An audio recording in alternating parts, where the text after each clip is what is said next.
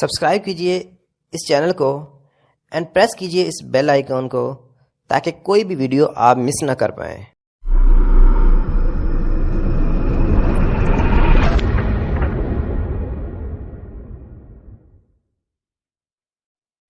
وہ واقعہ تو آپ جانتے ہیں بلقیس کے تخت کے حوالے سے، اس پر دو چار نکات آپ کی بارگاہ میں پیش کرتا ہوں۔ سلیمان علیہ السلام نے کہا، اب دیکھیے کتنا بڑا فرق ہے، یمن کہاں ہے اور ملک شام کہاں ہے، کتنا بڑا فرق ہے، دوسرا ملک ہے۔ تو سلیمان علیہ السلام نے کہا وہ تخت بلقیس کون لا سکتا ہے؟ جن تھا عفریت، اس نے کہا میں لاؤں گا۔ کب لاؤ گے؟ کہا جب تک آپ کی محفل برخاست ہوتی ہے اس سے قبل ہی میں لاؤں گا۔ اب محفل اس وقت سلیمان علیہ السلام کی محفل کب ہوتی تھی؟ وہ فجر کے وقت شروع ہوتی تھی، دوپہر کے وقت ختم ہوتی تھی۔ کہا جب تک آپ کی محفل ختم نہیں ہوتی اس سے پہلے میں تخت لے کے آؤں گا۔ اچھا، آپ نے فرمایا نہیں، مجھے اس سے بھی جلدی چاہیے۔ کب چاہیے؟ کہا اس سے بھی جلدی چاہیے۔ کب چاہیے؟ بہت جلدی چاہیے۔ ایک اللہ والا بولا۔ اب وہ کون تھا؟ وہ کون تھا؟ کہا الذی کان عنده علم من الکتاب، قال الذی کان عنده علم من الکتاب، وہ بولا جس کے پاس، یہ من کون سا ہے؟ یہ من تبعیضیہ ہے، من تبعیضیہ ہے، یعنی کتاب کا کچھ علم تھا، کل علم نہیں تھا۔ اور یہاں یہ نہیں فرمایا قال صاحب سلیمان، یہ نہیں فرمایا قال وزیر سلیمان کہ سلیمان علیہ السلام کے وزیر نے کہا یا سلیمان علیہ السلام کے صحابی نے کہا۔ کہا اس نے کہا جس کے پاس کتاب کا کچھ علم تھا، اس نے کہا جس کے پاس کتاب کا کچھ علم تھا۔ اچھا، یہاں پر علامہ بیضاوی فرماتے ہیں فإن ترتب الحکم على الوصف يشعر لعلیته له، بعلیته له، کہ جب کوئی حکم کسی وصف پر مرتب ہو تو وہ وصف اس حکم کے لیے علت کا درجہ رکھتا ہے۔ علماء اس بولی کو سمجھتے ہیں، جب کوئی حکم کسی وصف پر مرتب ہو تو وہ وصف اس حکم کے لیے علیت کا درجہ رکھتا ہے، علت کا درجہ رکھتا ہے۔ وہ حکم، وہ وصف اس حکم کے لیے علت ہوتا ہے۔ اب وہ حکم کیا تھا؟ تخت کو لانا۔ حکم کیا تھا؟ تخت کو لانا، بہت دور سے لانا، 1 مہینے کی مسافت تھی۔ تخت بہت وزنی تھا، 7 محلات تھے اس کے، 7ویں محل میں، اور پھر تالے لگے ہوئے ہیں، چوکیدار کھڑے ہیں، بہت بڑا تخت، اس پر تو مکمل کلام ہو سکتا ہے۔ لیکن کیا ہوا؟ پلک جھپکنے کے برابر، ابھی اتنا بھی وقت نہیں گزرا تھا کہ وہ تخت کو لے آیا، ایک دوسرے ملک سے تخت کو لایا۔ قبل اس کے کہ وہ پلک جھپکتے کتنا وقت لگتا ہے؟ 1 سیکنڈ لگتا ہے۔ 1 سیکنڈ میں ایک دوسرے ملک سے وہ تخت کو لایا۔ اب اگر اللہ قرآن میں ارشاد فرماتا قال صاحب سلیمان، سلیمان علیہ السلام کے صحابی نے کہا، یا یہ فرماتا کہ قال وزیر سلیمان، یا یہ فرماتا قال آصف بن برخیہ، تو یہ حکم کس پر ہوتا؟ ایک فرد پر ہوتا، ایک شخص پر ہوتا، وصف پر نہ ہوتا۔ پھر لوگ یہ سمجھتے شاید یہ کرامت ہے آصف بن برخیہ کی اور اسی تک محدود ہے۔ اب بات سمجھ رہے ہیں نا؟ شاید یہ کرامت ہے آصف بن برخیہ کی، لیکن یہاں حکم کس بات پر ہے؟ ایک وصف پر ہے۔ وہ وصف کیا ہے؟ وصف یہ ہے کہ اس کے پاس کتاب کا کچھ علم تھا۔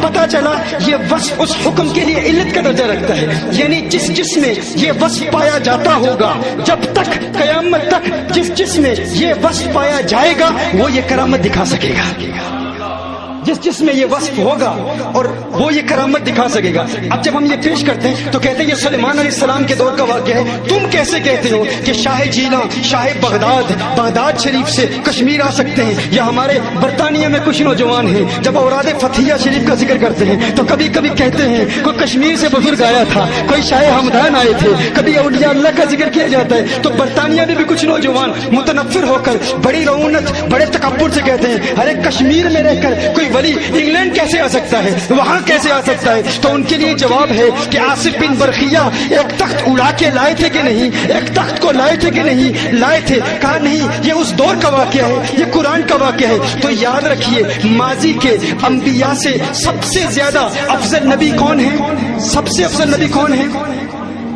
ہمارے آقا ہے نا، سب کا اجماع ہے نا، کوئی انکار نہیں کر سکتا۔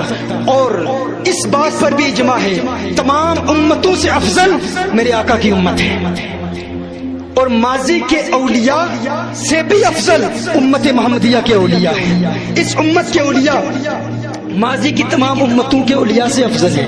اس بات پر تمام امت کا اجماع ہے. تو اب میں آپ سے پوچھنا چاہتا ہوں، سلیمان علیہ السلام کا امتی ولی اگر یہ کرامت دکھا سکتا ہے تو میرے آقا کا امتی ولی یہ کرامت کیوں نہیں دکھا سکتا؟ اور پھر اس کے پاس تمام کتاب کا علم نہیں تھا. وہ کتابیں بھی منسوخ ہو چکی ہیں، محرف ہیں، ان میں تحریف ہو چکی ہے. لیکن قرآن افضل ہے. ماضی کے صحیفے مفضول ہیں، وہ سارے صحیفے مفضول ہیں قرآن کے مقابلے میں، کیونکہ قرآن ان صحیفوں کے مقابلے میں افضل ہے. قرآن افضل ہے.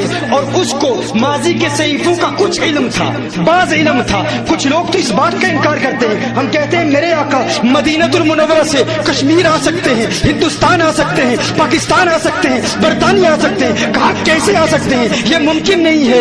آقا کے لیے بھی کچھ لوگ انکار کرتے ہیں. میں کہتا ہوں آقا کو علم کس نے دیا؟ قرآن میں تو آیا نا، سلیمان علیہ السلام نے اپنے امتی کو علم دیا. کتنا علم دیا؟ کچھ علم دیا، کل علم نہیں دیا. علم دینے والا کون تھا؟ علم دینے والا سلیمان تھا. کس کو دیا؟ اپنے امتی کو دیا. علم دینے والا سلیمان ہے. کس کو دیتا ہے؟